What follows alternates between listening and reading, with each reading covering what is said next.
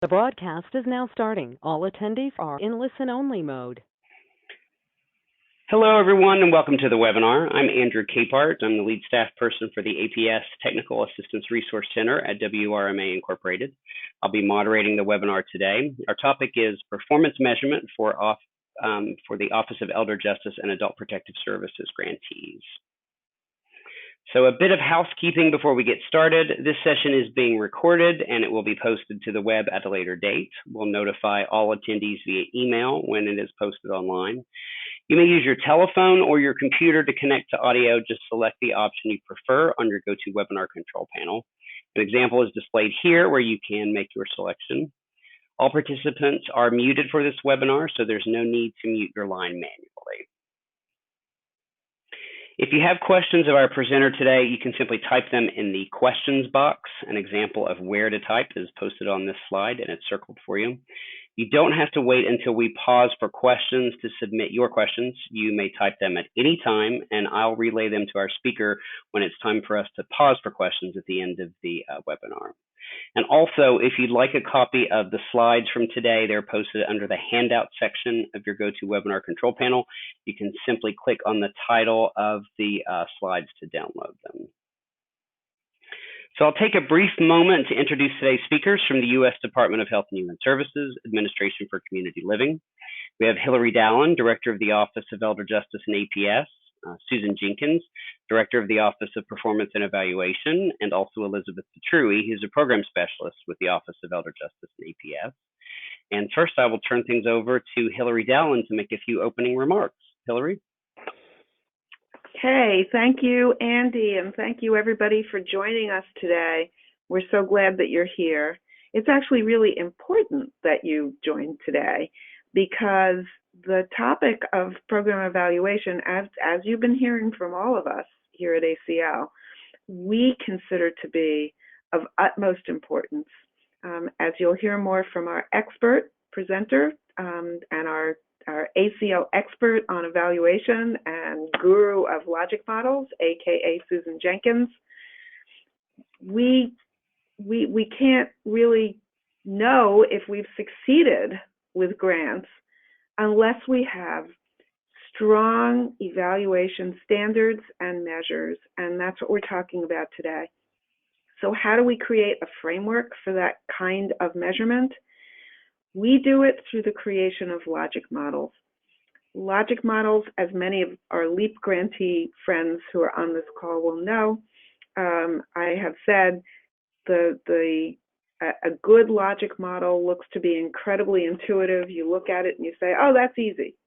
Well, a good logic model that looks that easy takes a great deal of work, as any of you who've tried to do logic models will know.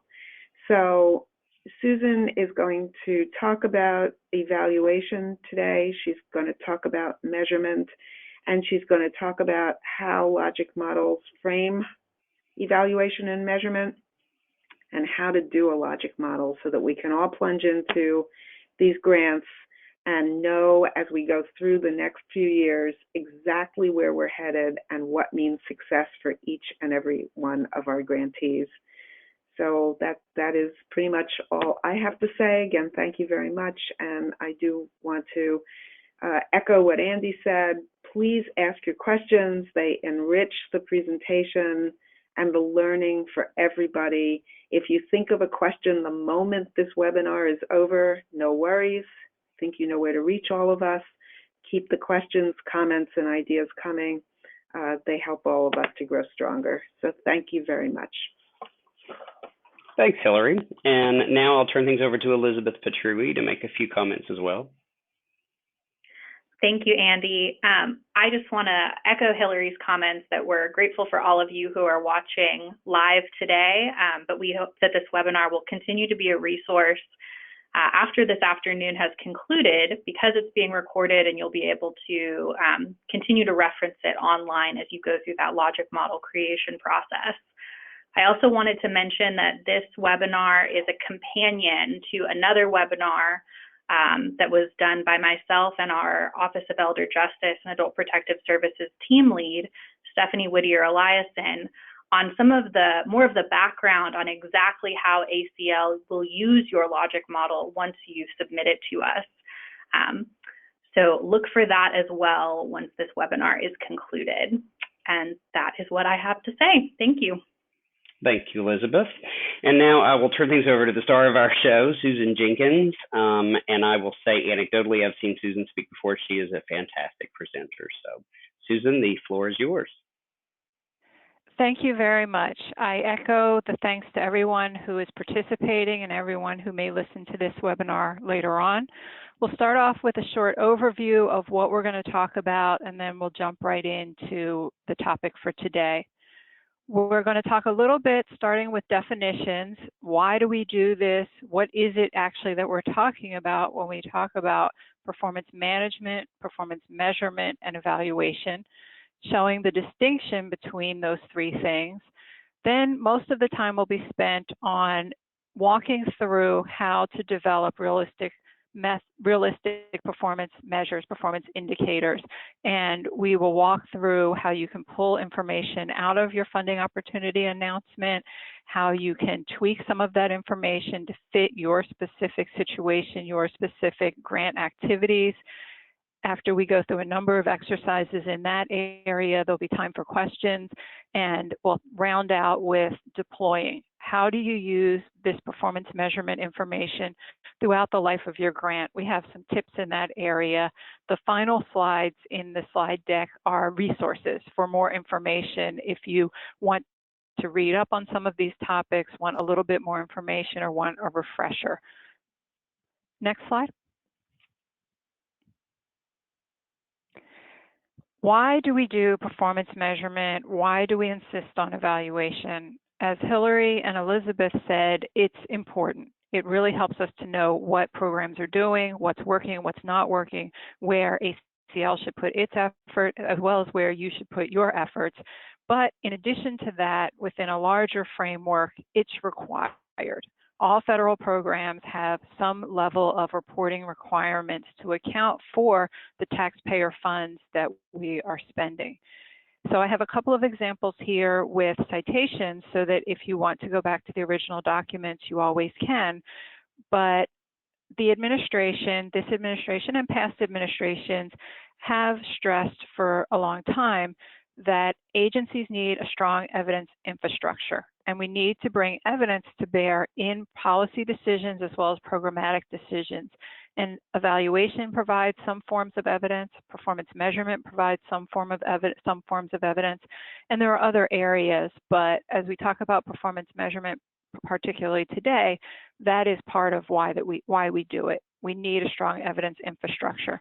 The next slide shows more information about that. The 2018 budget blueprint, so that's for congressional budget reporting, requires the use of real hard data. Usually that means quantitative data, which is a lot of what we'll be talking about today, but it can also include qualitative, narrative, textual data as well. But it's important to have realistic, hard evidence and data to support our programs. The next slide also continues with this idea that we need to effectively and efficiently deliver our programs. How do we know if we're effective if we don't have data to show that people, communities, families, and organizations are different as a result of our programming and our efforts? And we need to make sure that we're doing things efficiently. There may be multiple ways to get to the same point, to make the same change. And with performance measures, we can see what works best for whom and in what context, so we can do that rather than doing things that maybe are less effective and are using money inefficiently. The next slide pulls from the analytical perspectives of 2019, and again, talks about bringing evidence to bear in decision making. We need evidence for making our funding decisions at the federal level. Similarly, you need evidence at the state, local, provider, at every other level to make decisions about who to fund, how much to fund, what to focus on.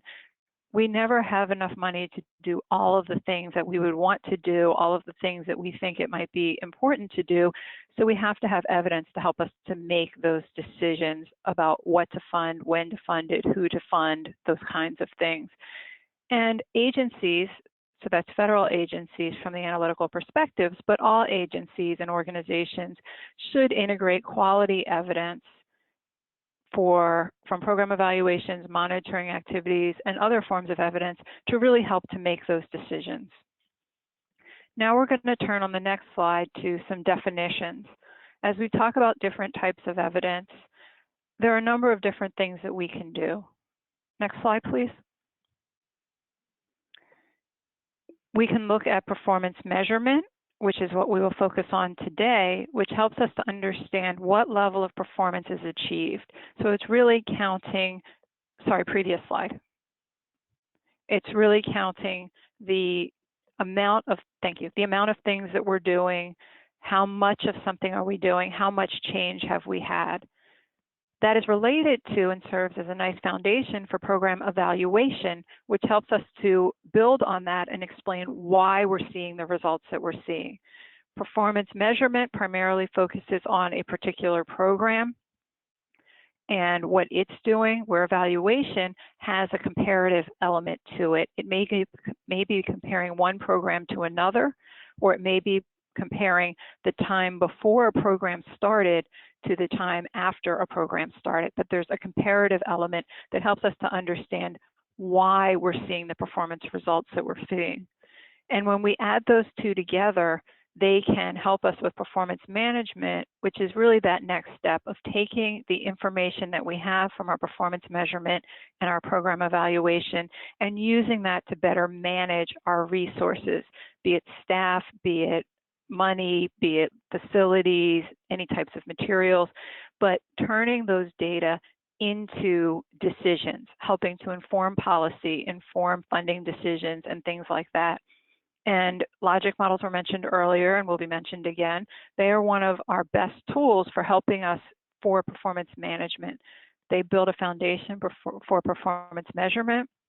They help us to shape and guide our evaluations, and they help other people to understand our programs. So as we tell them what our programs are achieving, how individuals, families, communities, and organizations are different and better as a result of our program, we can always point back to the logic model to show the theory behind why we're doing what we're doing to get the results that we're looking for. The next slide focuses more on performance measurement itself and explains that performance measurement is not exhaustive. It really is a temperature reading. It tells us what is happening, how much are we doing, and what changes are we seeing. It's directly related to the stated program goals and objectives, and I want to highlight the idea of stated program goals because that is the first place to look to figure out what it is you want to measure as a performance measure. And I'll give examples of that as we go forward in the presentation. Performance measurement, bullet number 3, measures progress of the activities quantitatively. So while qualitative data and qualitative information are extremely important for understanding how our programs work, why our programs work, understanding the nature of our programs, for performance measurement, we focus on quantitative numeric data. And as I said, it provides a temperature reading, a quick, reliable gauge of the selected results. The next slide provides some more definitions. So we think about performance measurement, it can measure a number of different things. It can measure the types or levels of program activities that are conducted, the process of implementing the program itself. Performance measures can also look at the direct products and services as a result of those activities, which we call outputs. And we can have outcome performance measures as well. Those are the ones that look at the so what, the results of our activities. Why are we doing our activities? There's some situation, some environment, some context, something that we want to make better, or maybe a bad thing that we want to reduce. Those are the outcomes, the results, the progress towards the actual goals, the so what. Performance measurement is also ongoing monitoring and reporting of those program accomplishments.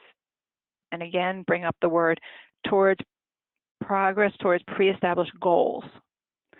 And so it's a temperature reading. It doesn't tell us all the why and all of the detail of what the program is doing, but it's ongoing monitoring in some regular time frame, be it monthly, quarterly, semi-annually, annually, whatever makes sense or may be required by your funder, but it's a regular temperature reading. And it's important to remember it doesn't need to measure everything about a program, but just those important actionable areas that really are the crux of what your program is doing that you can then use to determine, is it going in the direction that it should? Is your program going to meet the goals that have been stated for that program? The next slide has a few more definitions. It can be difficult sometimes to discern between outputs and outcomes, but it's very important to discern between those two things. Many programs measure outputs. Outputs are the first thing generally that you can measure. That's the amount of activity that you are doing. And so, for example, if your activity is providing a number of services, then the number of people served or the number of hours of service that are provided would be an output. If your program is providing training, then the number of people trained or number of hours of training provided might be a good measure of how much of that activity of training are we actually providing. If your program is developing a training, then the amount of educational materials provided might be a good output. So if you think about literally what is the program doing, and then you imagine somebody coming and asking you, well, how can you prove that you're doing this thing? And then you would say, well, we trained this number of people, we served this number of people. Those are your outputs. Conversely, outcomes or impacts are the changes or benefits that result from those activities, but they're the changes in people, communities, families, organizations. It's something is different now. So it's not a count of what you did. Those are your outputs, but it's a measurement of how doing that thing changed someone or something's situation and context. And it's important to think about outcomes as sequential, because normally we would have certain things that change first, but then you need to have certain changes to have later changes and later changes. Many of the things that we're trying to do are complicated, and there are a lot of steps and stages and elements to them. So we may have sequential outcomes that we look at to see, are we going in the right direction before we get to that final outcome that we may be looking for. And sequential outcomes and how to sequence our outcomes will come up. We have an exercise on that later in the conversation.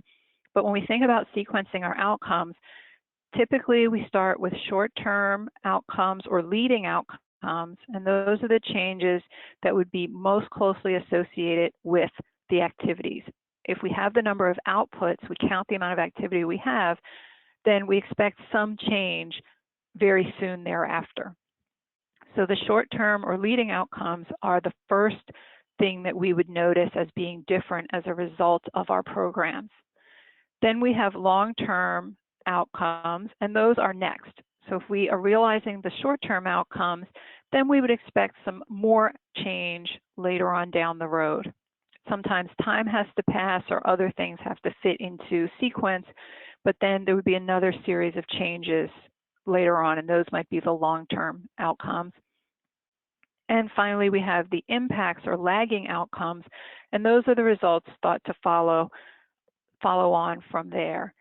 And those really typically are the opposite of the goal that we have, so, or a reflection of the goal that we have, the ultimate outcome that we're looking for, the ultimate impact of the program that we're looking for. So, as we're all, I'm sure, very much aware then and very expert in determining outputs versus outcomes, can we go to the next slide, and I'll go over a quiz where you all will get a chance to demonstrate your knowledge. We have a number of different things here, and I want you to tell me, we'll have a poll come up in just a moment, which ones of these are outcomes.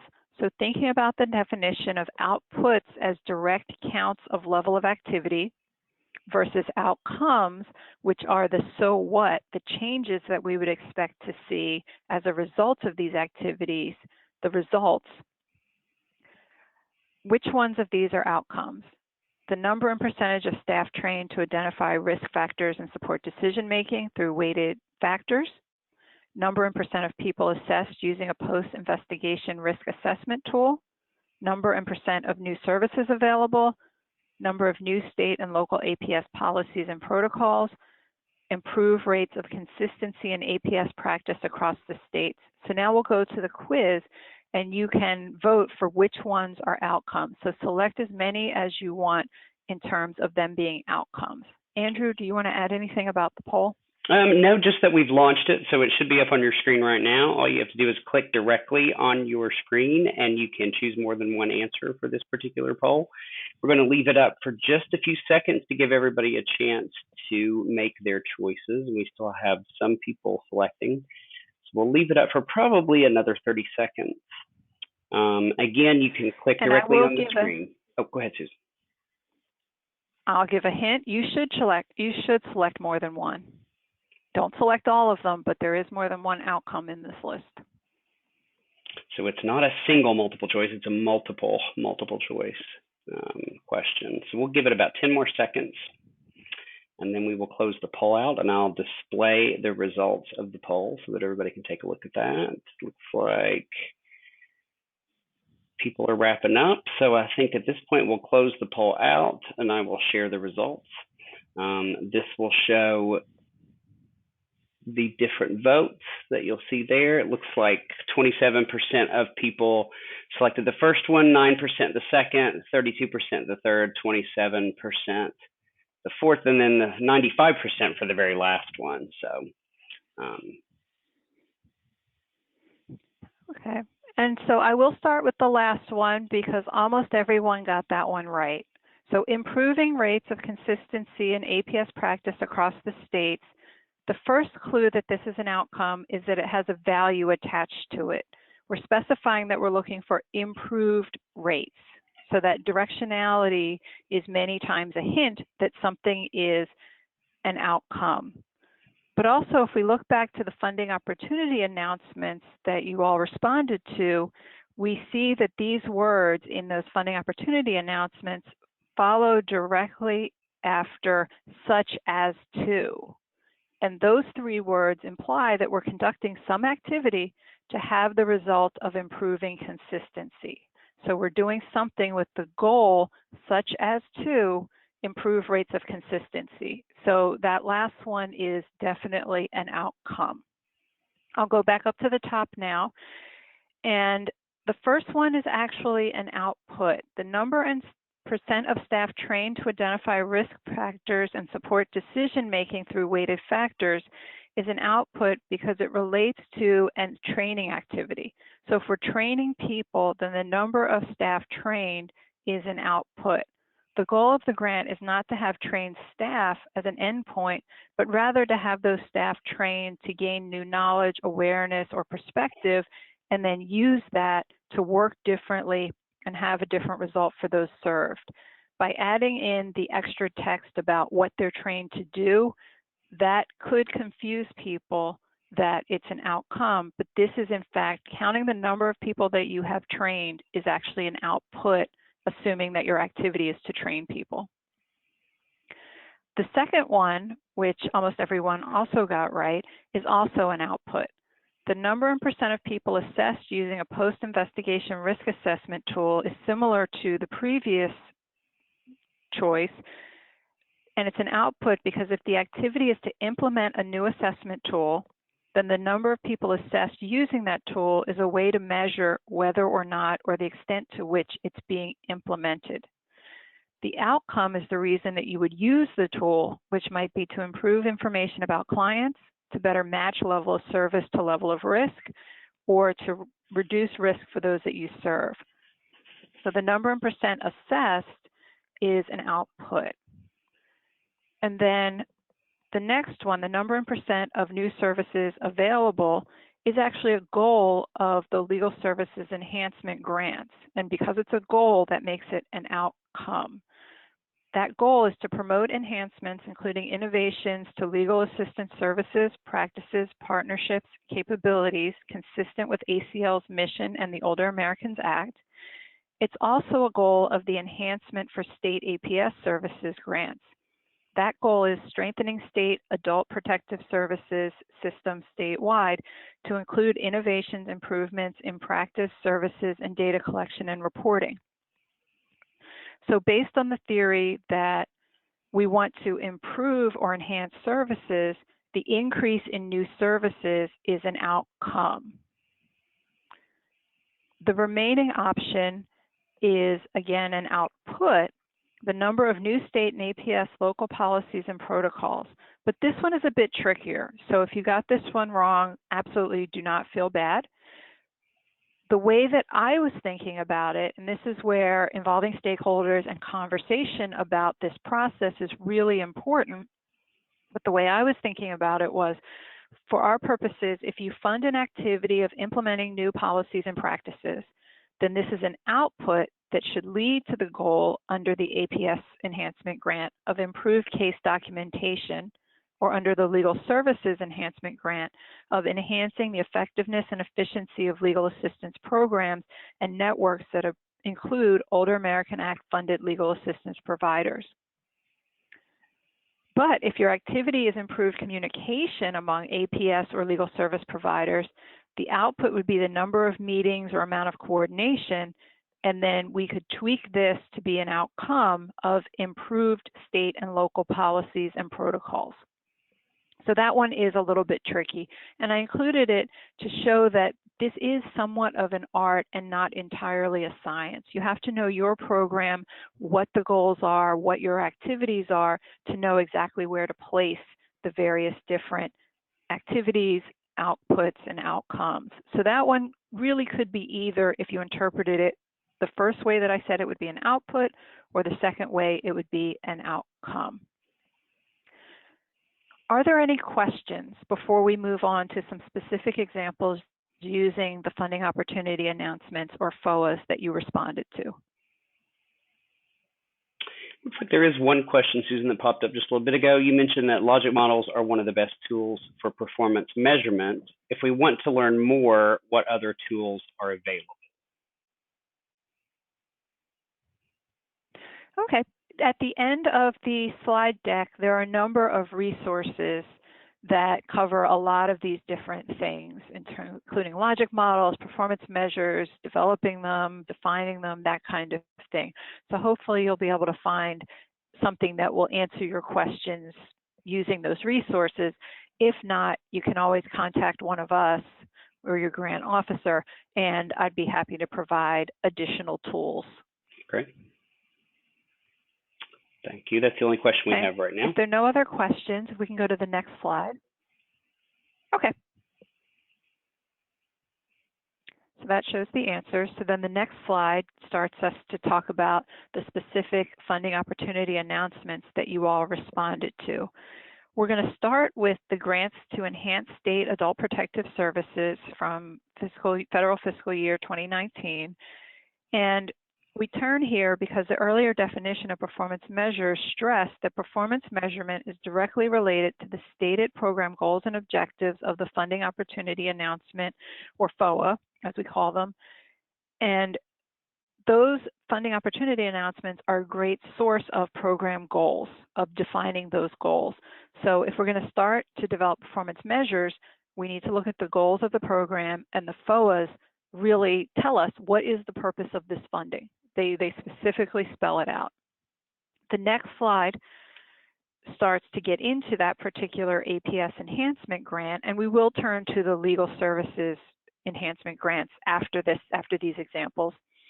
But looking at this particular FOA, the grants for enhanced state adult protective services, it says specifically that purposes of this grant are to strengthen state adult protective services systems, so that's an outcome, improve the state's infrastructure for providing APS services and improvements in APS intake, investigation, post-investigation, and quality assurance processes, and improve the state's ability to document and report APS case, client, perpetrator characteristics, and services in a manner consistent with the National Adult Maltreatment Reporting System, or NAMERS. So we have an overarching goal of strengthening state APS systems And then we specify that a little bit more by talking about strengthening them through strengthening and improving state infrastructure, as well as state ability to document and report on case variables, information that would go into the NAMERS system. The next slide shows some further specification, and this information comes from pages 4 and 5 of the FOA, and it has 7 additional areas that the grant wants people to work on. So it says ACL invites applications that seek to achieve one or more of these 7 areas. So that provides a little more specificity for specifically what are the goals of this funding. So if we take number 2, improve intake, assessment, screening, and investigation of reports of adult maltreatment, and dig into that a little more closely, I'll go through an example of how you would pull out the specific things that would go into a logic model and that then you would use for your performance measures. So the next slide focuses on just that area, number 2. And it has the original language, the overarching efforts to improve the state's APS intake, assessment, screening, and investigation of reports of adult maltreatment, such as to. Such as to is a really important note because that's telling you we're doing this thing, this effort to reach these goals, implementing existing valid, reliable tools for client assessment, and improving rates of consistency in APS practice across the state. So taking all of that information that we've looked at so far, we can go to the next slide and see what this really means. So I've talked us through it, but I like colors. I find it easier to remember, to visualize, to really place these things if we color code them a little bit. And so if we move these puzzle pieces around, slide number 8 looked at the overarching goals of the program, and then slide 10 gave us a little more detail about it. So I highlighted the outcomes and impacts in the orange color. The green is actually an activity because it talks about implementing existing valid, reliable tools. So implementing something is actually an activity. And then we have another outcome of improved rates of consistency in the slightly brighter orange color. So once we look at the FOA, we pull out the goals, which are outcomes, and we pull out any activities that are specified, we can start to think about how to put them into a logic model. The next slide shows one example of a logic model. This was an example that was in the APS Enhancement Grants FOA. So just as an example, and it's very small on the screen. We won't go into the details of what's written here, other than to focus a little bit on those headers, that you want to have some contextual factors and assumptions to explain the program and the assumptions that it's based on. You would many times also take note of the inputs or resources that you use to implement the program, such as funding, such as staffing, any materials, anything like that. And then you get into the activities. What are you going to do with these dollars? The outputs, which are direct measures of those activities, how much of those activities are you doing? Then you get into your outcomes, short and long term, and your impacts. We're going to focus just on the right-hand side of that logic model as we go forward. So on the next slide, I've just pulled out those right-hand columns and pulled out the headers. And so we're moving the text directly from the FOA and putting them into these categories in the logic model. So the materials that we looked at from the FOA before highlighted the activity of implementing existing valid and reliable tools. So that's something that you do, an activity, to get us to improved rates of consistency in APS practice across the state, to further get us to improving the state's infrastructure for providing APS service and improvements in the APS intake, investigation, post-investigation, and quality assurance processes. So we start to see how these things fit together, and we also start to see the sequencing of the outcomes.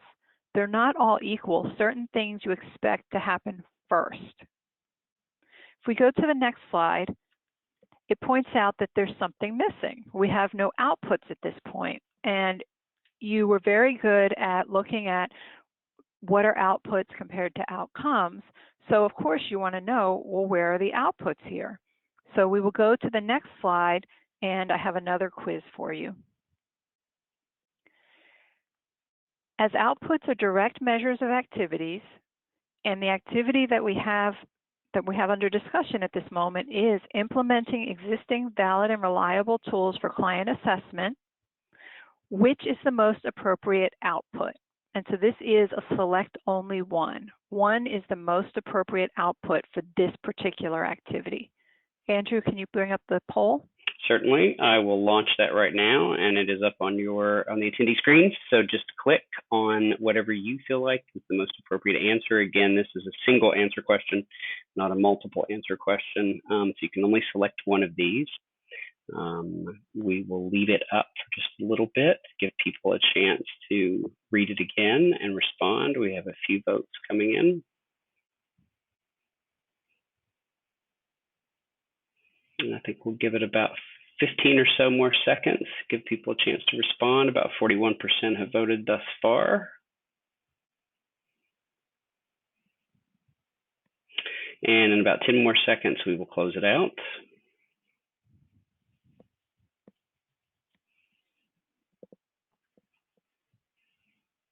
All right, so I will close that poll now and share the results with everybody, which you should be able to see on your screen. The vast majority voted for the second option, number of clients assessed using a valid, reliable tool. And that would mean that the vast majority of people are correct. So I think that that is an excellent outcome for what we're doing so far. So the answer is B, the number of clients assessed using a valid and reliable tool. A reflects the outcome. So if we add the implied value word of increasing to the number of clients reliably assessed as being at risk, then that really is an outcome. That if we're implementing valid tools, we're hoping that the results of that will be that people will be more reliably assessed. The word reliably is also a hint that this might be an outcome because it shows a value, that we're not just looking for people who are assessed, the number of people assessed, but the number of people that are reliably assessed. So that makes it an outcome. C is an output, but not for this activity.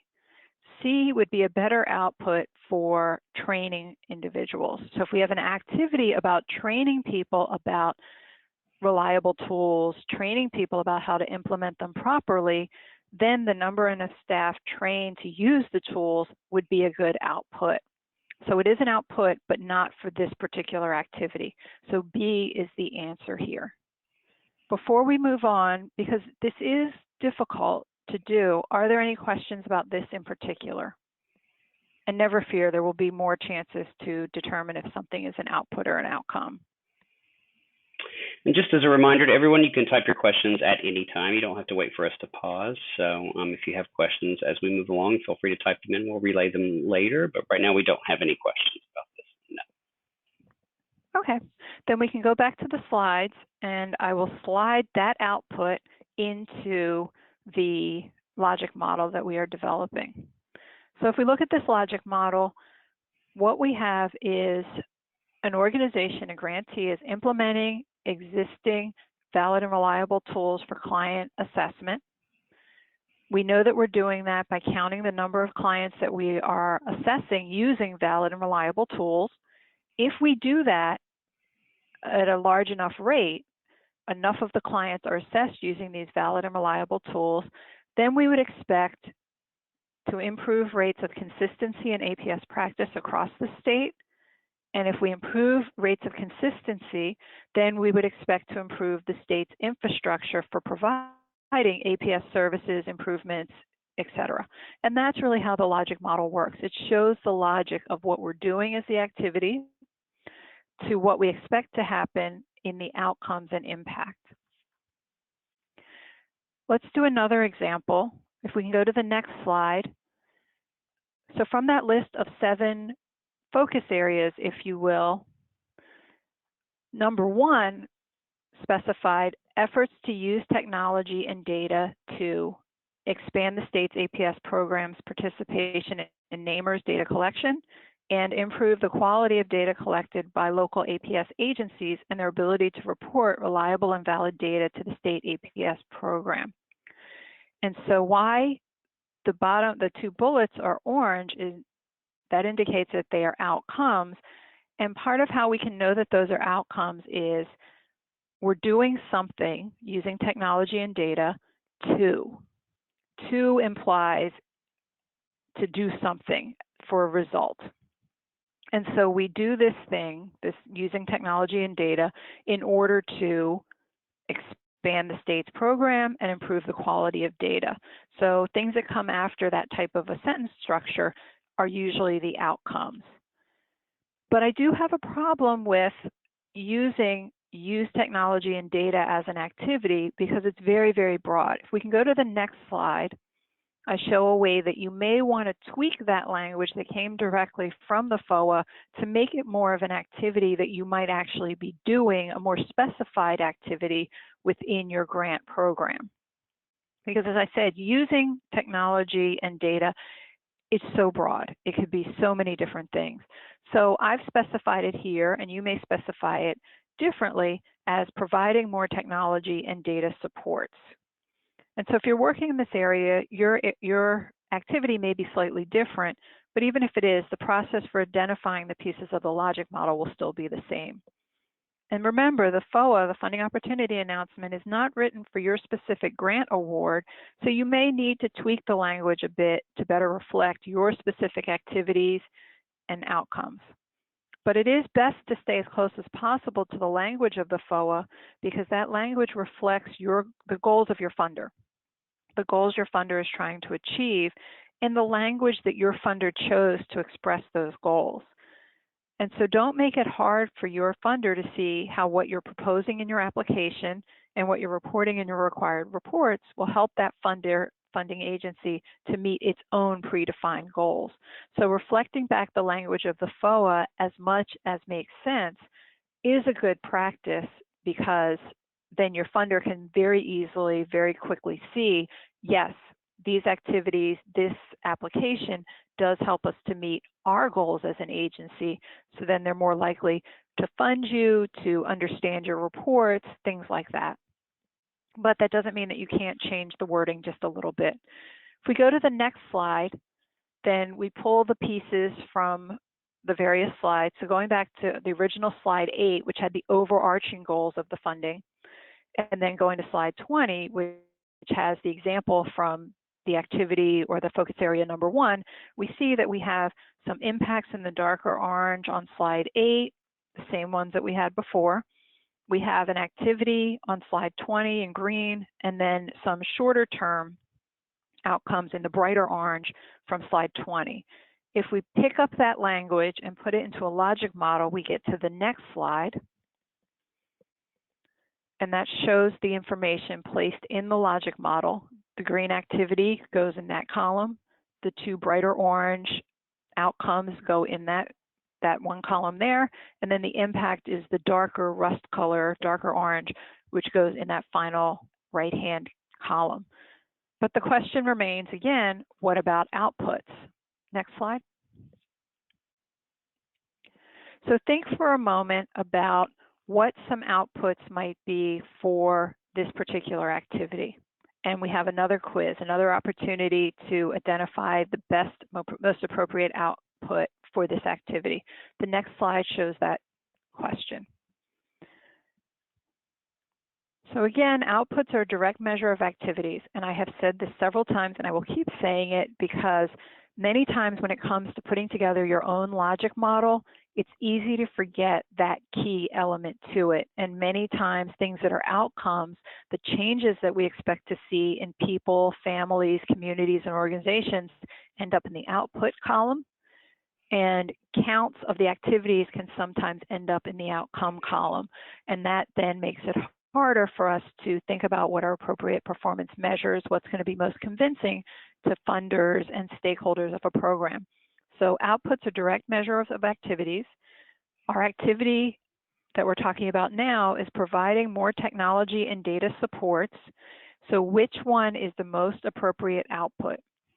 The number of new data elements reported through namers, increase in data quality, number of state reports created using new technologies, or number of staff accessing technology supports. Andrew, can we go to the quiz? Certainly, I will launch that right now. And so once again, it's up on your screen to vote. And folks are already jumping right in and voting. We'll leave it up for a little while and give everybody a chance. Again, this is a type of poll like the last one. You can only choose one. I do like that confidence. There is confidence for this one. So, yeah, so we'll leave it up for another few seconds, give everybody a chance to digest it and pick what they think is most appropriate output. And we'll leave it up for about 10 more seconds.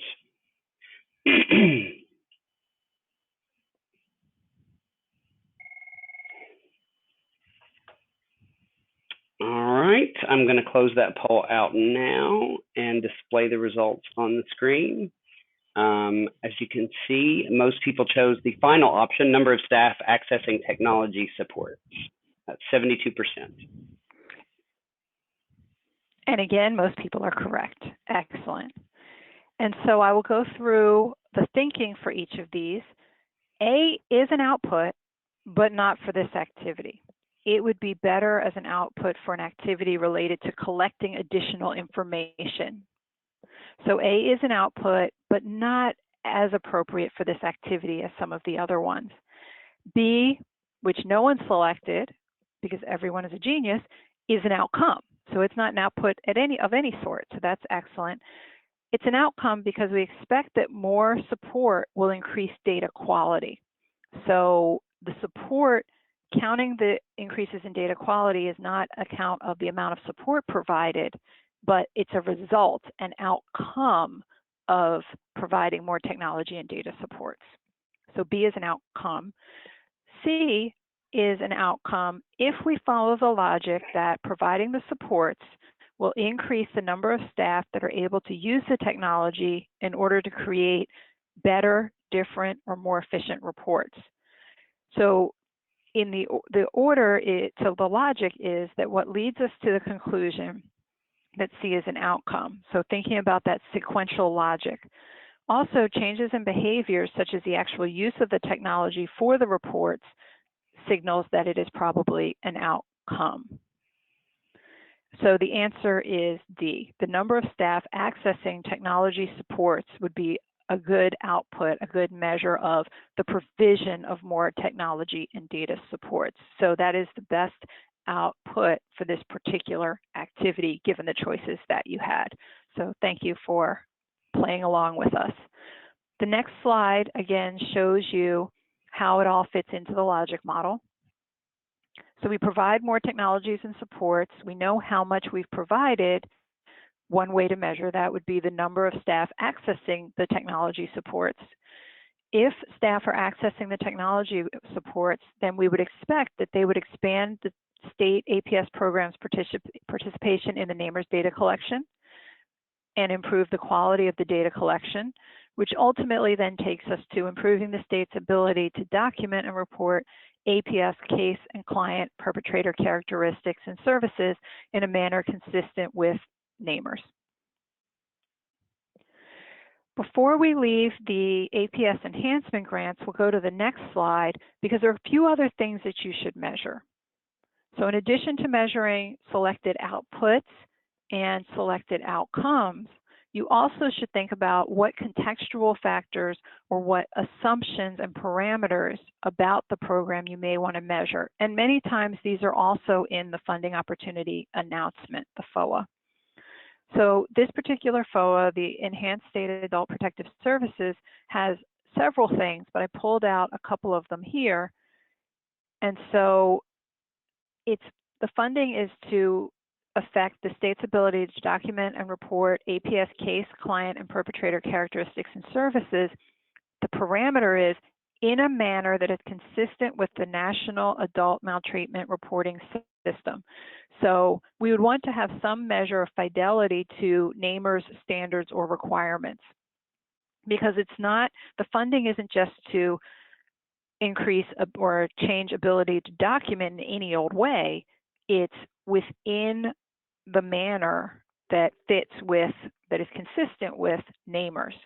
So that's something you also may want to measure if you're working in this area. What is the fidelity to the measures, the quality, the data related to NAMR's standards and definitions? Another parameter that is in the funding opportunity announcement is that the funds should promote innovations and improvements in state APS practices, services, and data collections that are consistent with ACL's mission and incorporate consumer-directed approaches. So again, you may want to measure the extent to which the innovations and improvements that you may be affecting related to practice, service, and data collection are consistent with and incorporate a consumer-directed approach. Because you can imagine there may be ways to have innovative programs and services that are not consumer-directed, and then that would not really be fulfilling the spirit of this funding. It should be done within the parameter, within the constraint of being consistent with ACL's mission and incorporating a consumer-directed approach.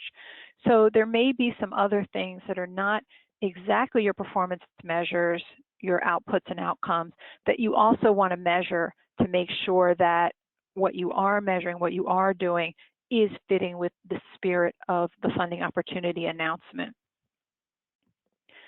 Can we go to the next slide? So as not to leave anyone out, we will now turn to the funding opportunity announcements that others of you have replied to, which is the Legal Assistance Enhancement Program. And so we will do a similar exercise for your grant so that you have something that maybe is more familiar to you, but the process is still the same process of how you identify the activities, how you identify the outcomes and the impacts, and how you come up with what the outputs may be. So if we can turn to the next slide. Legal Assistance Enhancement Program, the stated purpose is to strengthen and enhance the effectiveness and efficiency of legal assistance programs serving older Americans.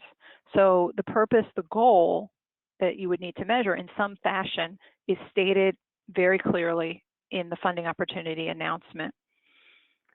Another goal is that legal assistance providers enable older Americans to assert their rights and remove barriers to economic and personal independence and self-determination. So again, here's an outcome that should come out of this funding. And remember, for outcomes, we're looking at what we expect to be different. So there has to be some words such as improving or reducing or strengthening, enhancing. Those types of words can really point us to where the outcomes and the impacts are for our logic model and then for developing our performance measures. If we can go to the next slide, then we can look at a little bit more text that's in that funding opportunity announcement.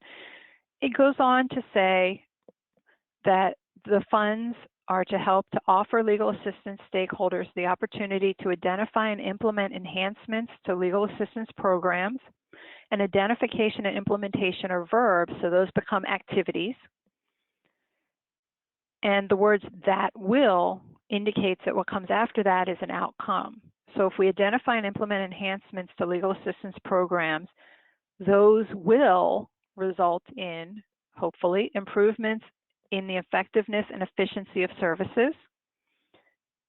The FOA also talks about ACL intends that the grant program will demonstrate ways in which a greater number of eligible clients may be served. So having more clients served, more eligible clients served, is an outcome of enhancing the legal assistance providers' provision and process. And we talked a little bit at the end of the example related to the APS enhancement grants about parameters and about constraints. So if we go to the next slide, we have another quiz. ACL intends that this grant program will demonstrate ways in which the greater number of eligible clients may be served to redress the legal issues prioritized within the Older Americans Act, fulfilling intentions articulated by the Older Americans Act of securing independence and the rights of older Americans. So that is a mouthful. And if we're thinking that the outcome is having a greater number of eligible clients being served to redress legal issues prioritized within the Older Americans Act, given all that we've talked about up until this point, and this is a little tricky, what is the dark red italicized text? Redressing legal issues prioritized within the Older Americans Act. Is that an activity, an output, an outcome, an impact, or an assumption? And so I'll go to the poll, Andrew, if we may. Yep, we will launch that right now and give you a chance to vote. Again, this is just a single question selection. It looks like folks are voting, so we'll leave it up for just a minute. We have about half of the people who voted thus far.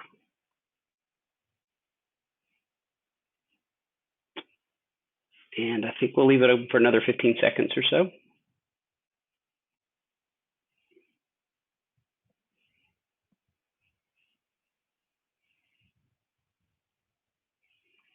Give it just about 5 more seconds. All right, I'm going to close that poll out and display the results for everybody. And it looks like 53% voted for impact, followed by 32% for activity. Okay. And there are a couple of different ways to look at it, but I think we should think about this as an assumption. And I mentioned that this was very tricky because the text, redressing legal issues prioritized within the Older Americans Act, specifies who we count when we count the number of clients served. And so I can see how it could be thought of as an outcome or an impact because we want to increase the number of people who have redress for the legal issues prioritized in the Older Americans Act. But if we are counting the number of people served, having that information about redressing the legal issues prioritized in the Older Americans Act actually tells us who to count for the outcome of the greater number of clients served.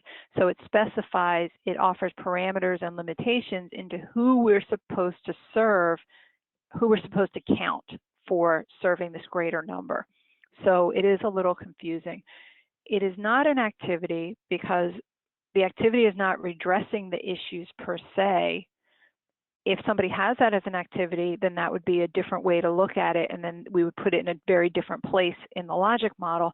But for our purposes, I'd like us to think about this as an assumption. So if we can go back to the slides, we'll talk a little bit more about assumptions. And assumptions are probably the trickiest thing because they help us to understand the parameters within which we're operating, within which we're supposed to focus our efforts and focus our measurement. And so they can be tied very closely to activities. It can specify the activities or to outcomes or impacts. So they are sort of the trickiest thing. If we look at this slide, though, we see that there's more information in the FOA for the Legal Assistance Enhancement Program, and it very conveniently lists a number of activities, such as outreach, intake, and I added the word in brackets, implement intake strategies, because it focuses on the strategies, not on the intaking activity itself, but implementing strategies related to intake. Delivery is another activity, and partnerships, essential partnerships, and I put in the word building because the partnerships themselves are not an activity, but building, or you may in your award be strengthening, maintaining, or doing some other activity other than building your partnerships, but there would have to be a verb there. But doing something with the partnerships is probably an activity for our purposes. And this text also tells us why we should do these things, the outcomes that we want to achieve from doing these things, and those are shown in the bright orange. And so if we do outreach to individuals, the first bullet, We want them to be educated on the broader aging network about the problems experienced by this population. If we implement intake strategies, it is to enable assistance providers to identify and accept eligible clients. And so we see the activity, and then we see why we're doing the activity. And then we do have a few other in red italics of the assumptions. So as we deliver the services, we want to have more effective delivery, that's the orange, and that delivery is within these parameters. It includes selecting the AAAs that are best able to provide the services, ongoing substantive skills training and professional development, and culturally competent approaches. That is part of effective delivery.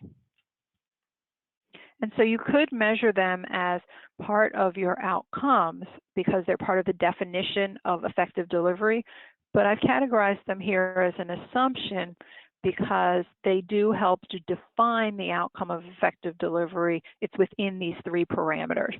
But again, the assumptions are a little bit slippery how you use them, but they're important to pay attention to because you probably want to, in most cases, monitor or track in some way that you are meeting and living within, operating within these parameters, these limitations.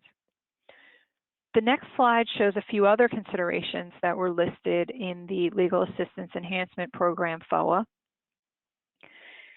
And so these programs have to operate within the constraint, if you will, of serving older Americans with social or economic need, that's who are eligible clients, with a specific focus on those who are isolated by reason of geography, language, cultural, or residential setting. So as you're counting possibly serving greater numbers of clients in the legal areas that are specified, you also want to make sure that you're serving those with the most need. So that's social economic need or a focus on specific isolation factors. In addition, the Older American Act mandates that legal assistance for the eligible clients be accessible, which is defined as easy to locate and use, delivered by knowledgeable, well-trained legal assistance providers. So knowing that you're providing a lot of service or you're serving a lot of clients is really only meeting the spirit of the grant if those services are accessible and provided by knowledgeable, well-trained legal assistance providers. So you want to have some measure that, yes, the services that we're providing, the services that clients are receiving meet these characteristics in that middle bullet. And then the third bullet, legal assistance providers must be able to. And so as we think about, well, who's a legal service provider that we should be funding, we should be measuring, we should be counting towards our counts of who's serving the services are provided, those providers must be able to deliver their services in the principal language spoken by their older clients in areas where a significant number of such clients do not speak English as their principal language. So looking at the extent to which the language of providers matches the language of the community is also going to be important for making sure that we are providing the best services, the most effective services possible, with effective service provision being an outcome. And these are assumptions because they help to define what are effective services, who are the clients that we're supposed to be focused on. Can we go to the next slide? And here's another time for questions because we're going to move into talking about logic models. We've done a couple of examples of logic models, but I want to speak in a moment more specifically about how you use a logic model and go back to the topic earlier of sequencing the outcomes. But before we move on to that, are there any questions about identifying activities, outcomes, and assumptions from your funding opportunity announcements, general questions that you have before we move on? And this is Andy Capehart. Now is the time to type your questions into the question box if you have any. We do have one question that comes from much earlier in your presentation, Susan. How do you measure impacts or longer term outcomes when APS is often a short-term intervention program? So I think this comes down to more client outcomes because APS will often not keep a case open for a long period of time. how do you get to those long-term goals or measure those long-term impacts? That is an excellent question, and there are a couple of answers. So depending on your specific situation, one or more of these answers will probably help you. But in thinking about measuring in general impacts or longer term outcomes, we don't always have to measure them. If we have a strong logic as to why, if we do some activity, and we're starting to see the shorter term outcomes, and evidence has shown us there is a strong literature related to knowledge in the field, evidence that if we have the shorter term outcomes, then that does lead directly to those longer term outcomes, then it may be sufficient to measure the shorter term outcomes. We should always measure some outcomes, but we may not always have to measure the longest outcomes or the impacts. Great. If we are working with a program that may not be evidence-based and may not have that strong, logical, proven, scientifically and rigorously proven connection between the shorter term outcomes and the longer term outcomes, then we may need to redefine what those impacts are. And so while we want to improve the independence of older adults living in the community to live in a place and in a way that is safe and free from abuse, neglect, and exploitation, if the goal of our program is to improve the delivery of APS services and make them more efficient, then we may really be limited to measuring the efficiency of the program, and with the assumption then, the implicit assumption that a more efficient program, if it doesn't affect quality, if we can maintain or increase quality while improving the efficiency, then we would still have the same outcomes for individuals. Then you may need to think about what are your specific impacts for your program. And so the program may be working on system change, which then we believe will take us to consumer and client change. But for the purpose of this particular funding opportunity, it may be a closer in outcome. And so that's where the sequencing comes in and that kind of thing. Are there any other questions before we move on? There is another question from earlier. Is there any role that you see for qualitative data in performance management? I know you mentioned that quantitative data is what we're after, but what role do you see for qualitative data? In performance management, absolutely. Qualitative data is very important for understanding the context.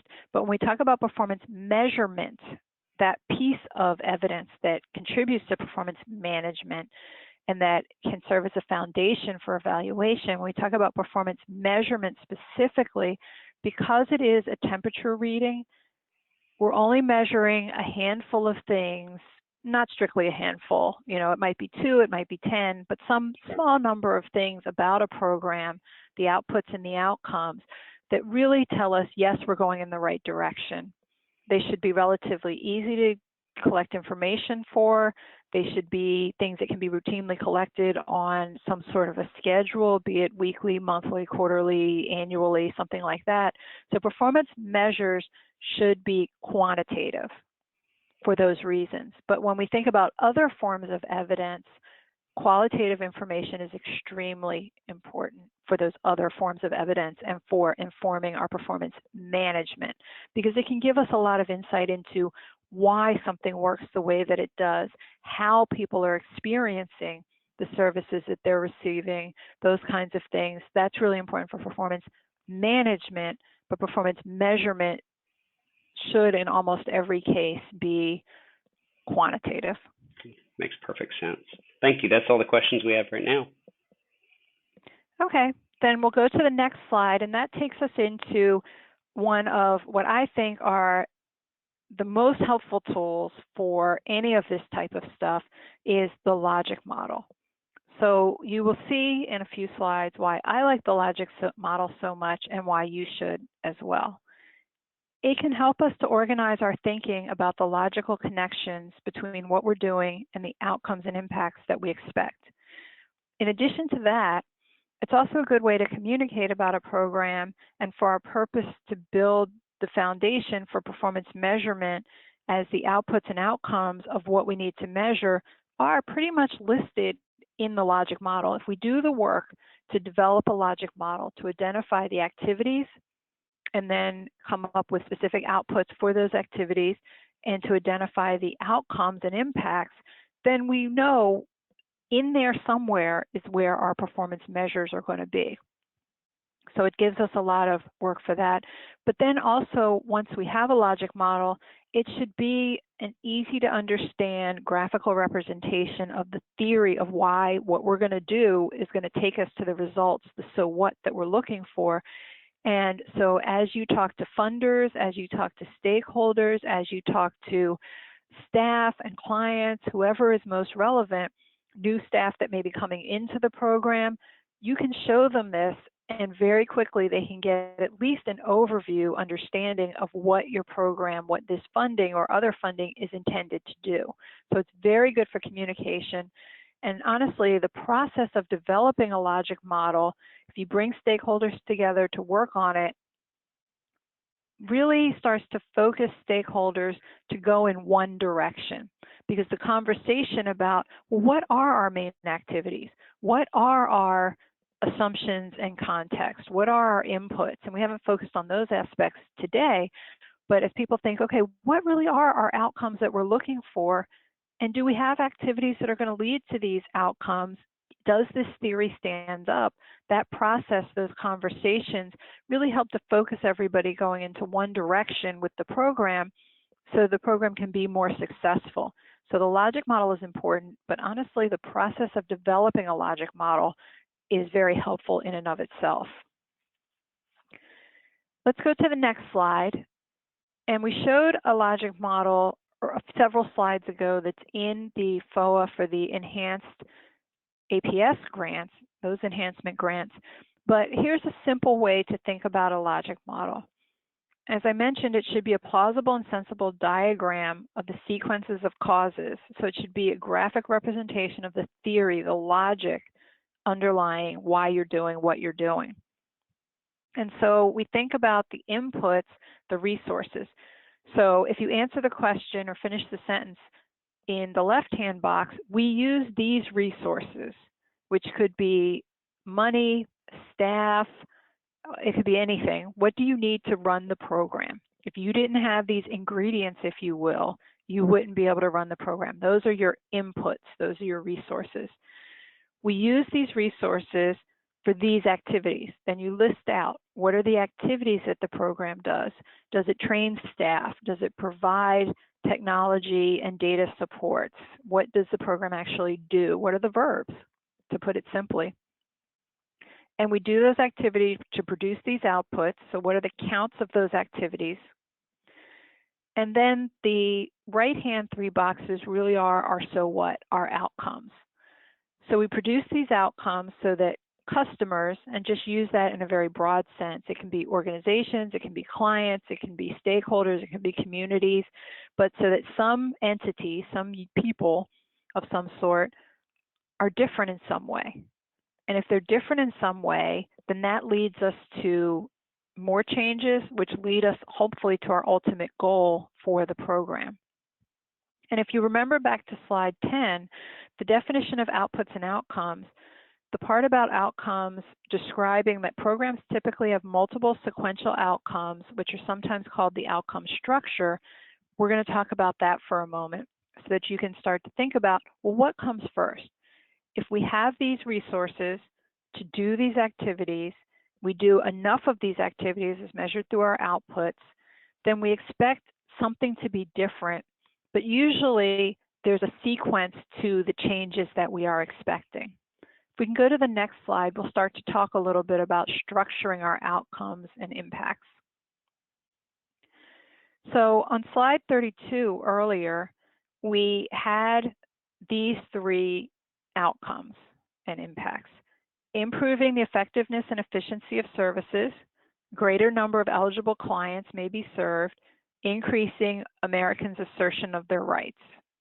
And so we can think about it by saying, if we're able to, and we start on the left-hand side, if we're able to improve the effectiveness and efficiency of our service, then a greater number of eligible clients may be served, and then we increase older Americans' assertion of their rights. So we have to improve the effectiveness and efficiency of our service first. Once we have been able to achieve that outcome, we would expect to see a greater number of eligible clients being served. If we serve more eligible clients effectively and efficiently, then we would expect to see more older Americans asserting their rights under an APS framework. And so that's the sequence. Think about the logic of, if we do this, then we will get that, which then will lead us to the third thing. That's the sequencing. The next slide has another example of sequencing. If we go back to what is on slide 26, and so you can go back, if you have the slides yourself later, but these three outcomes and impacts were on slide 26. So again, if we put it into a sentence format, if we're able to, starting on the left-hand side, if we're able to improve the quality of data collection by local APS agencies and improve the local APS agency's ability to report reliable and valid data to the state APS office, then we improve the state's ability to document and report APS case client perpetrator characteristics and services in a manner that's consistent with NAMERS, and then we strengthen the state adult protective services system statewide. So if we do A, we get to B. If we are getting to B, then we can get to C. And part of why we look at the sequence is, if we just measure the thing in the right-hand column, the final impact, if we're not getting towards it, we don't know why. If we're not meeting our targets or our goals for how much we want to strengthen state adult protective service systems statewide, we don't know. Did we not do one of the original steps? Did we not meet one of the original outcomes? So having a sequence of outcomes and not just having the ultimate impact can help us to know where our program is going right and maybe where our program is going wrong. And it's more important when our program is going wrong, because then we have to dissect, where is the problem with it? Why are we not achieving the impact that we want? So having some intermediate outcomes, some shorter term outcomes, some sequential outcomes can help us to understand along the way. Also, as we think about impacts being in the long term, as one of the questions was asking about earlier, it may take us a long time to strengthen state adult protective service systems statewide. So, in 6 months, in 1 year, in 2 years, we may want to know, or at least going in the right direction. And that's where the sequence of outcomes also comes in handy. We may be able to measure much more quickly that we've improved the quality of data collection by local APS agencies in the left-hand column. And we have a theory that then will help us to improve the ability to document, which then will strengthen the system statewide. So if we can measure some of those earlier things, we may be able to measure them earlier on and then do corrective actions if we need to, or apply for more funding or other things like that before we get to the ultimate impact, which can sometimes take many years. And funders want to know before all those years are up, are you going in the right direction? And staff and administration will also want to know those questions. People can be disheartened if they don't believe that things are going in the right direction or there's no evidence one way or the other. So having sequential outcomes can be very helpful for a number of reasons. Thinking about sequential outcomes, we're going to go to the next slide, which has another example of a logic model. This was something I believe that was sent to you, and as an example, and it shows the impact in the rust-colored rectangle for improved outcomes of improving outcomes for individuals served by state APS. And the orange circles show shorter-term outcomes of enhancing assessment and monitoring to improve data collection.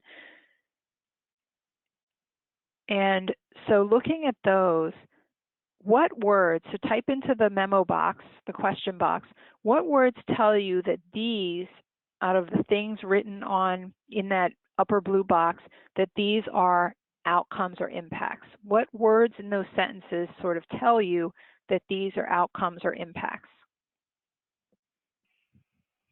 All right, and if people would like to either type that in the chat box or in the question box, either one, we can relay them from there.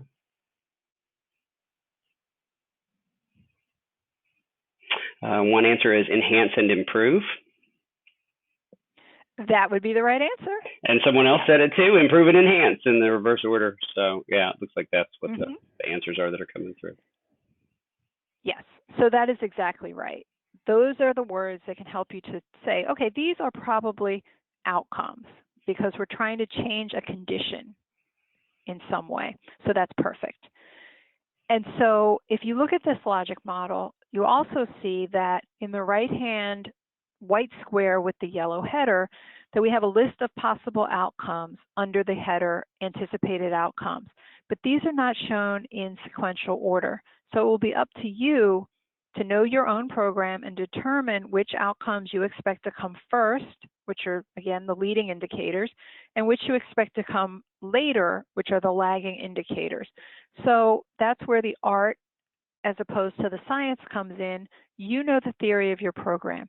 You know what you're trying to do. You know the research. You know the literature. You know your state. You know your system. What changes do you expect to happen first? And then what changes do you expect to happen second? And that helps you to sequence your outcomes properly. The next slide is one example, a final example of sequencing. And so these were three of the outcomes that were in that anticipated outcomes square. And if, as you look at things like this, it doesn't jump out at you, or you start to get a little confused about what the order might be for your outcomes, one tip that works sometimes is knowledge, perception, and awareness are typically the first changes that you will see. When you teach somebody to do something, when you provide supports for technology and data, when you change an assessment process, things like that, mainly you will see changes in knowledge, perception, and awareness first. So that's usually your shortest term outcome. That's a direct result of your activities, not a count of your activities, those are outputs, but a result, a so what, an outcome of your activities. So in this case, I pulled one of the outcomes from that anticipated outcomes cell. Providers will increase knowledge of perpetrator's relationship with the victim throughout the progression of the case. So if people know something different, then we expect changes in behaviors, procedures, or actions, things like that. So if providers increase their knowledge of the relationships, then the APS service providers in the middle cell will demonstrate, that's a behavior, an increased ability to holistically assess the victim. And then that should lead us to the change in condition. The program will reduce its percentage of subsequent reports. So these three outcomes were in that anticipated outcome square. This may be a logical sequence for those outcomes. Again, you have to know your program to know what the sequence is, but this is one that demonstrates if you know something different, you can do something different to then affect the ultimate change that you're trying to affect. So that can help you to sequence. Now that we have very good ways of, and you all have demonstrated an increased knowledge of identifying what are activities, what are outputs, what are outcomes, and those kinds of things, let's take it one step further. So what do we actually measure? So if we know that we want to increase ability to holistically assess the victims, that's lovely, but literally, what is the performance measure? What are we actually counting? To do that, let's go to the next slide and we'll start thinking about what is it that we're actually going to count as our performance data, our quantitative data. And so I don't necessarily expect for you to read all the text in the outputs, but this comes from the logic model we looked at a couple of slides ago, and it has a list of outputs. And there are two basic categories of outputs here. One has to do with developing a model APS case management and data system that actually accurately reflects outcomes for persons served by the state's APS program. and another category of outcomes related to data collection. So on the whiteboard, I'd like you to start with number 2, actually. How would you measure, as an output, the amount of data collection? And folks can type that into the chat box, or they can put their answers in the question box.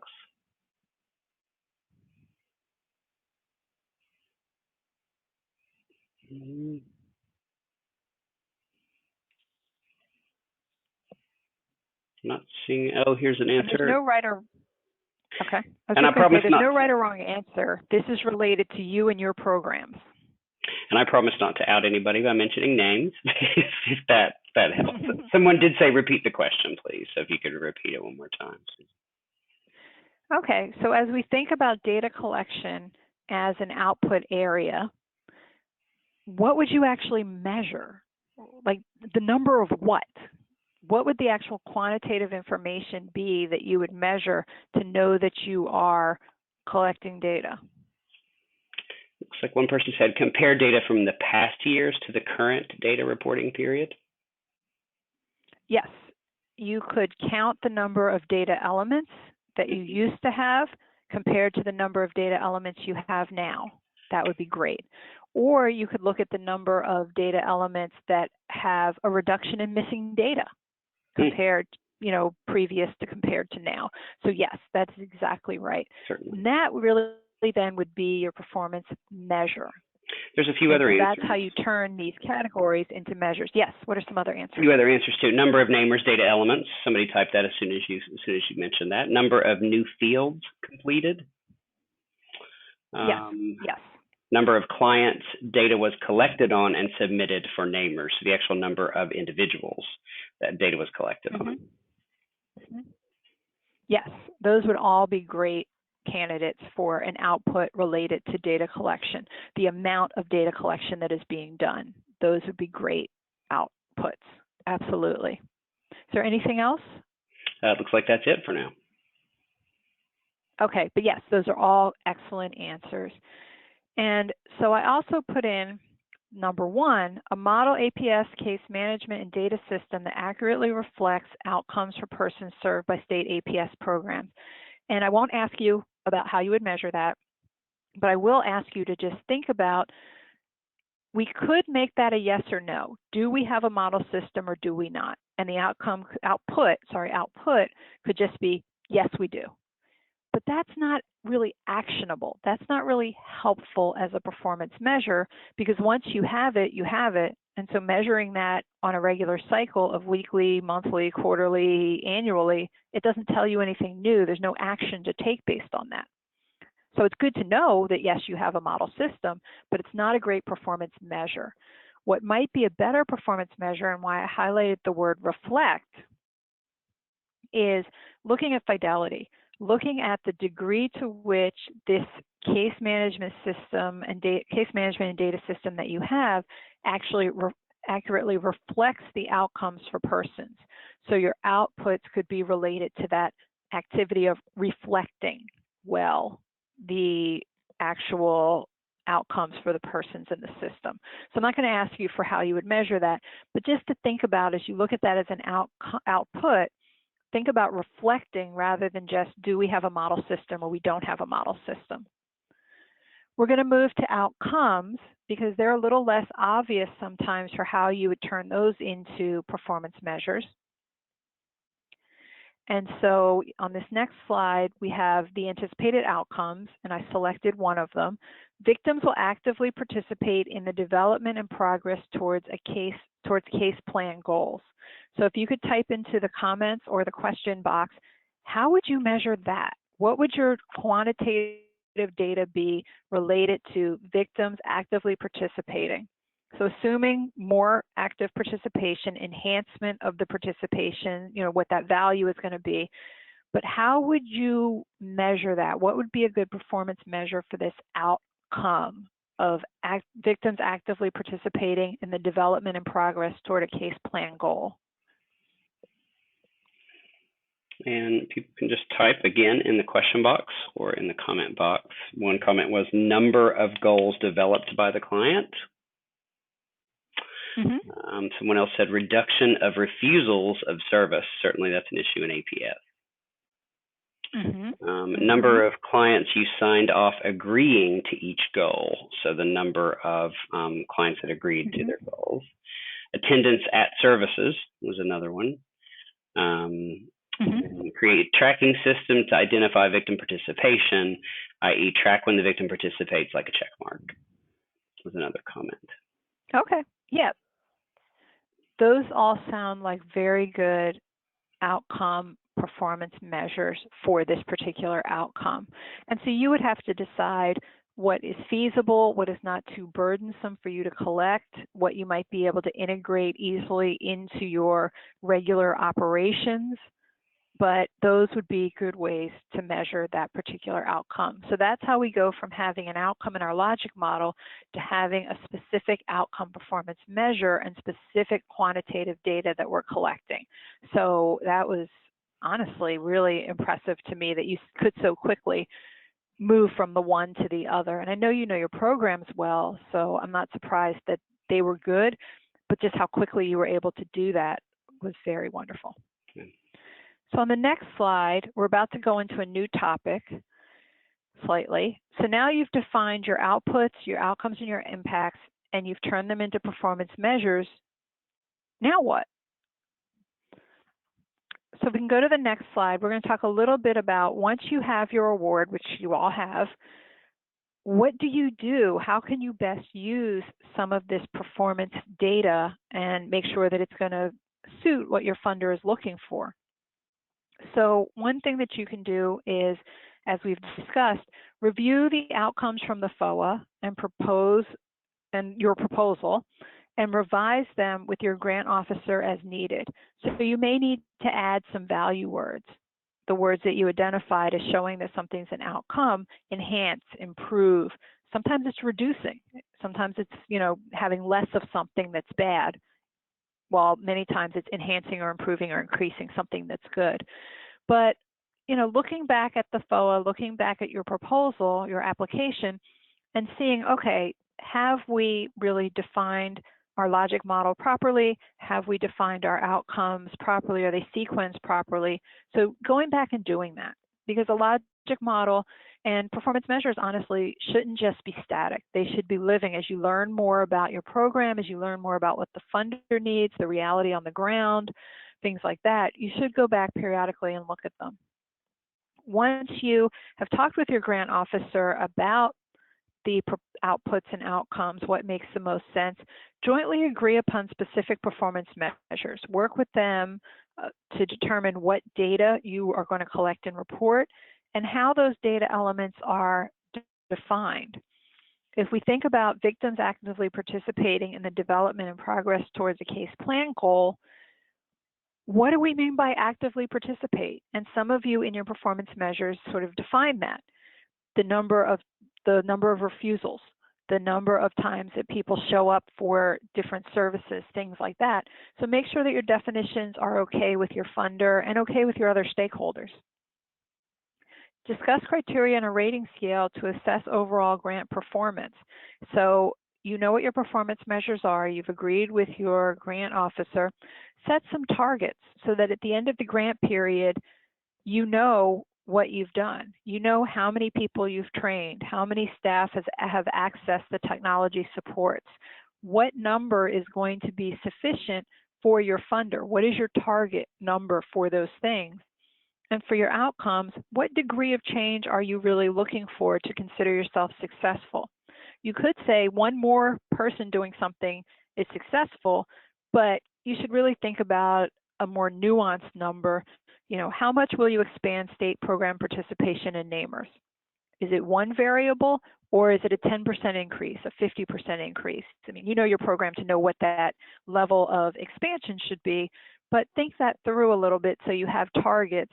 So at the end, you can say we did or we did not meet these well thought out, considered and nuanced targets. Think about reviewing the grantee baseline data with ACL. So earlier somebody was mentioning we could compare what happened previously to what's happening now to look at the number of data elements that we may have added. And so look at that original baseline data that you may have collected before you started the program or collect it right at the beginning of the program, and make sure that you have what you need to then be able, in the intermediate stages or at the end, to say, we have enhanced. We know where we started, and now we can say we have improved, enhanced, or reduced, because you have that baseline number. Review your routine reporting with ACL. If you're running into problems, you're overshooting your targets, you're undershooting your targets, you're having trouble getting some of the data you thought you would be able to get, maybe you need to change your performance measures because certain data are not available or too burdensome. So talk with ACL, your grant officer, about these things, and use the logic model as a reference throughout the life of the program to keep focused. I have seen numerous times, and I'm sure others have as well, we have great data on a certain topic. It's quality data, it's complete data, there's not missing data, but if it's not relevant to the logic model, if it's not relevant to the stated, predetermined, predefined goals, it may be great data, but it may not be a great performance measure, and we shouldn't bow to the sort of pressure to use whatever data we have. We need to stay focused, and the logic model can help us to stay focused and not collect more than we need to and spend time collecting data that we don't need to collect. That is not efficient. But it's very easy when you see good data to want to include it somewhere. And you have to use your logic model to remind yourself and remind everybody else, no, this is what we're doing, this is what we're measuring. You may go back and change your logic model if you really find something useful that's new and different, but those should go hand in hand. Go to the next slide, please. In the closeout phase of your grant, you can pay close attention to your progress on performance. You have your baseline data, hopefully, and you've been reporting along the way and moving towards your targets. So then you can come up with a summary statement. What did you really achieve? How much enhancement, improvement, expansion were you able to do? And were there any other unintended consequences that may have been good or bad? Really, what has happened? Were you able to stick within those parameters and those assumptions to really increase services maybe for people that are isolated due to geography, and really highlight that, where you did some improvement for people isolated due to language, but really you've shown very well, very brightly in serving people who are isolated due to geography. Highlight those things. And use the criteria and rating scale that you agreed upon in the beginning, the targets of how much enhancement, how much greater things should be, how many people you plan to serve, and go back and compare to that and see, did you meet the targets and the projections that you had? And be honest about that with your grant officer and with yourself to say, what could you have done better? What did you do really well? What lessons have you learned by going back to your original criteria and seeing where you ended up at the end? The next slide has a few recommendations. Always, for this grant and for every grant, assure appropriate measure selection. You want actionable data. Data that's going to be able to tell you something about your program, something over which you have control, so that you can improve your program or do more of what's working and less of what's not working. You need data in those areas, actionable data. You want to test and refine your measures over time to reduce potential unintended consequences. So, for example, if you have a measure of serving a greater number of people, you don't want to push too hard for that and then not be serving those with the greatest economic need or those that are socially isolated, because you could push up the numbers of serving more people by serving the wrong people. And that is not in the spirit of this grant. And you can think about that with other grants as well.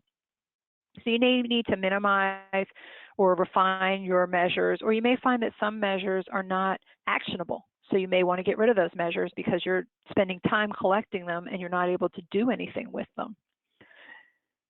The next bullet is developing a logic model. The more time you spend really working on a good logic model, bringing people together, working on that process, it is really worth it. And then the last bullet, ensured phased implementation. You need time to design your performance measures, to test them, and to revise them as you go along. So you need to build that time into your grant operations to make sure that you're not ultimately stuck with measures that you can't use, or that you're collecting too many things that aren't helpful, and that you really have valid and reliable data. So you need to test, you need to go back and revisit periodically and say, are these still the right measures? And they very well may be, but you want to explicitly do that to make sure that that is the case. So the last slide is a summary really of what I've been trying to talk about here today.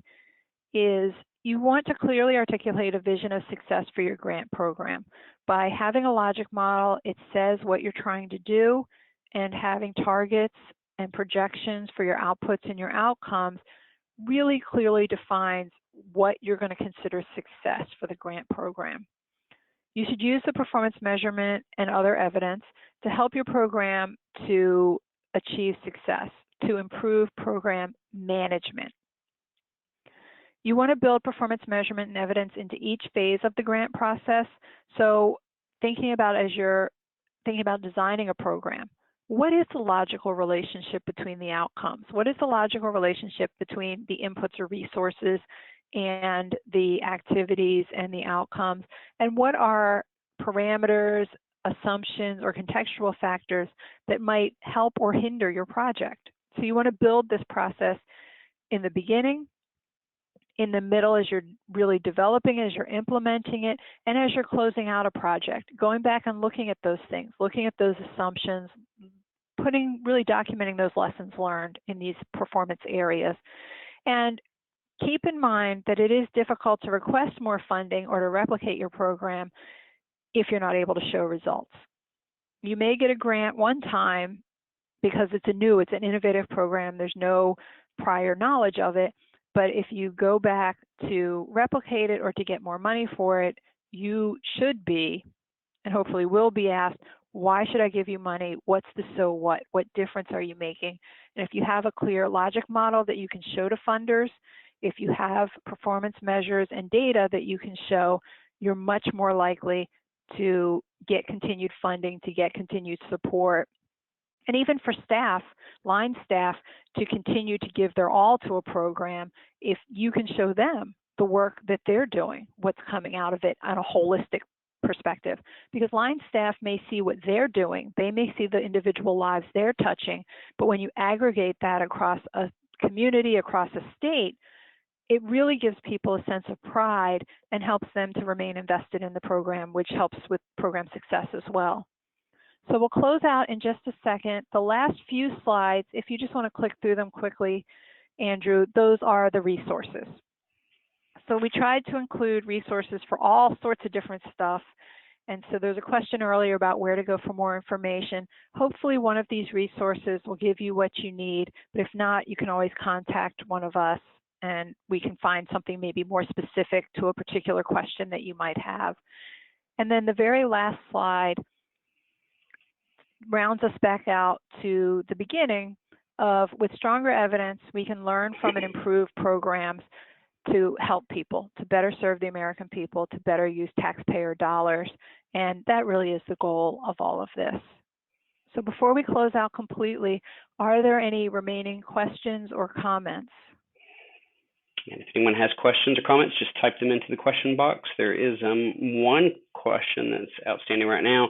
Do you have any recommendations for how often to revisit a logic model and your measures? And I think this might be speaking to after even the grant phase. You know, if you continue to use it, how often should you revisit it? Mm-hmm. If you make a significant change to the program, be it who you're serving, how you're serving them, anything like that, adding significantly new programs or new program areas, you should revisit the logic model whenever you make what you would consider a significant change to your program. You should also, if you're not really making any significant changes, programs do drift, they do adapt, maybe the population you're serving is changing, even though you're not changing the program necessarily. Probably every 1 to 3 years. It really depends on what changes are happening in your contextual factors and your assumptions, things like that. A quick tune-up every year can be helpful, but that may be more than you need, maybe every 3 years. But if you ever see a significant change in your inputs, your resources, the people you're serving, the types of issues that are coming up perhaps, then you're going to want to revisit your logic model. And there's one other question too. Who should be involved in the creation of the logic model? The whole project team plus the leaders, the board, clients, etc. My suggestion, and people will differ on this, so this is not a hard and fast rule.